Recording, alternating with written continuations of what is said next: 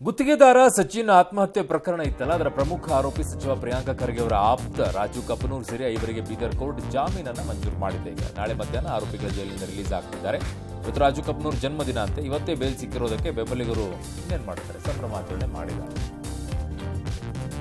Salon ಮೇಲೆ ದಾಳಿ ಪ್ರಕರಣದ ಆರೋಪಿಗಳಿಗೆ ಮಂಗಳೂರು ಕೋರ್ಟ್ ಷರತ್ತುಬದ್ಧ ಜಾಮೀನು ಮಂಜೂರು ಮಾಡಿದೆ. ರಾಮಸೇನಿಯ ಪ್ರಸಾದ್ ತಾವರ ಸೇರಿ 11 ಮಂದಿ ಮಂಗಳೂರಿನ ವಿಜಯ್ನಲ್ಲಿರುವ ಸಲೂನೊಂದರ ಮೇಲೆ ದಾಳಿ ನಡೆಸಿದರು. ಗಾಯಕ್ಕೆ ಹೊಲಿಗೆ ಬದಲು ಫೆವಿಕ್ವಿಕ್ ಹಾಕಿದ್ದ ನರ್ಸ್ ಜ್ಯೋತಿಯನ್ನು ಆರೋಗ್ಯ ಇಲಾಖೆ ಸಸ್ಪೆಂಡ್ ಮಾಡಿದೆ. ಫೆವಿಕ್ವಿಕ್ ವೈದ್ಯಕೀಯ ಬಳಕೆಯಲ್ಲಿಲ್ಲ. ಮಗುವಿನ ಚಿಕಿತ್ಸೆಗೆ ಇದನ್ನು ಬಳಸುವ ಮೂಲಕ ಹಾವೇರಿ ಅಡೂರು ಪ್ರಾಥಮಿಕ ಆರೋಗ್ಯ ಕೇಂದ್ರದ ನರ್ಸ್ ಜ್ಯೋತಿ ಕರ್ತವ್ಯ ಲೋಪ ಎಸಗಿದ್ದಾರೆ ಅಂತ ಆರೋಗ್ಯ ಇಲಾಖೆ ಆದೇಶದಲ್ಲಿ ತಿಳಿಸಿದೆ. ಅಲ್ಲದೆ ಬಾಲಕನ ಆರೋಗ್ಯದ ಮೇಲೆ ನಿಗಾ ಮತ್ತು ಅಡ್ಡ ಪರಿಣಾಮಗಳ ಬಗ್ಗೆ ನಿಗಾ ಇಡೋಕೆ ಆದೇಶವನ್ನು ನೀಡಿದೆ. ತಾನು ಪಡೆದ ಸಾಲಕ್ಕಿಂತ ಬ್ಯಾಂಕ್ಗಳು ವಸೂಲಿ ಮಾಡಿದ ಮೊತ್ತ ಹಲವು ಪಟ್ಟು ಹೆಚ್ಚಿದೆ ಅಂತ ಹೈಕೋರ್ಟ್ಗೆ ವಿಜಯ್ ಮಲ್ಯ ವಿವರಣೆ ನೀಡಿದ್ದಾರೆ.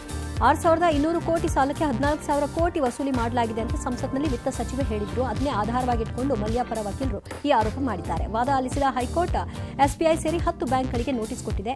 ವಿಚಾರಣೆಯನ್ನು ಫೆಬ್ರವರಿ 19ಕ್ಕೆ ಮುಂದೂಡಿದೆ.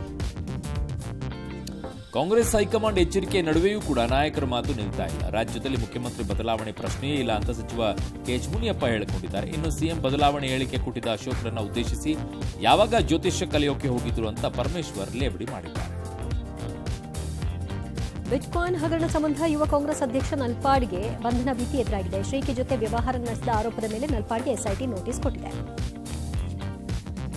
ಬೆಂಗಳೂರು ಸೇರಿ ರಾಜ್ಯದ 30 ಕಡೆ ಐಟಿ ದಾಳಿ ನಡೆದಿದೆ. ಮೈಸೂರಿನ ಎಂ ಪ್ರೊಫೆಸರ್ ಪ್ಯಾಲೇಸ್ ಹೋಟೆಲ್ ಜೊತೆಗೆ ಕಲ್ಯಾಣ ಮಂಟಪದ ಮೇಲೆ ಐಟಿ ದಾಳಿ ಮಾಡಿದೆ. ಇನ್ನು ಗುತ್ತಿಗೆದಾರ ರಾಮಕೃಷ್ಣೇಗೌಡ ನಿವಾಸದ ಮೇಲೆಯೂ ಕೂಡ ಆದಾಯ ತೆರಿಗೆ ಇಲಾಖೆ ಅಧಿಕಾರಿಗಳು ರೇಡ್ ಮಾಡಿದ್ದಾರೆ. ಬಟ್ ಇಲ್ಲಿಯವರೆಗೂ ಇಷ್ಟೆಲ್ಲ ರೇಡ್ ಮಾಡಿದ್ರೆ ಒಂದು ಲೆಕ್ಕ ಕೊಡ್ರಪ್ಪ ನೀವು.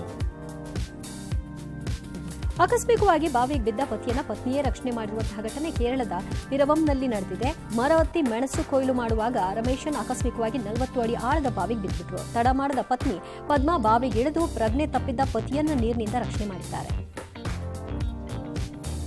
ಅಮೆರಿಕ ನೌಕಾಪಡೆಯ ಲೇಸರ್ ಶಕ್ತಿಗೆ ಸಂಬಂಧಿಸಿದ ಫೋಟೋ ಒಂದು ವೈರಲ್ ಆಗಿದೆ. ಸಮುದ್ರದ ಮಧ್ಯೆ ನಿಂತಂತ ಅಮೆರಿಕದ ಪ್ರೀಬುಲ್ ಡೆಸ್ಟ್ರಾಯರ್ನಿಂದ ಪ್ರಯೋಗಿಸಿದ ಏಲಿಯಸ್ ಎಂಬ ಲೇಸರ್ ಆಯುಧದ ಚಿತ್ರ ಇದಾಗಿದೆ. ಇದು 60 kilowatt high end energy laser ಆಗಿದ್ದು ಬೆಳಕಿನ ವೇಗದಲ್ಲಿ ಟಾರ್ಗೆಟ್ ಮೇಲೆ ದಾಳಿ ನಡೆಸುತ್ತದೆ. ಟೀಂ ಇಂಡಿಯಾ ನಾಯಕ ರೋಹಿತ್ ಶರ್ಮಾಗೆ ಕೋಪ ಬಂದ್ಬಿಟ್ಟು ತಮ್ಮ ಫಾರ್ಮ್ ಬಗ್ಗೆ ಪ್ರಶ್ನೆ ಮಾಡಿದಕ್ಕೆ ತಾಳ್ಮೆ ಕಳ್ಕೊಂಡ್ರು. ಕೆಲಸಕ್ಕೆ ಬಾರದ ಪ್ರಶ್ನೆ ಕೇಳಬೇಡಿ ಅಂದ್ರು. ನಿವೃತ್ತಿ ಕುರಿತು ಪ್ರಶ್ನೆಗೂ ರೋಹಿತ್ ಶರ್ಮಾ ಖಾರವಾಗಿ ಪ್ರತಿಕ್ರಿಯೆ ಕೊಟ್ಟರು. ಅಂದಹಾಗೆ ನಾಳೆ ನಾಗ್ಪುರದಲ್ಲಿ ಇಂಗ್ಲೆಂಡ್ ವಿರುದ್ಧ ಮೊದಲ ಏಕದಿನ ಪಂದ್ಯ ನಡೆಯುತ್ತೆ.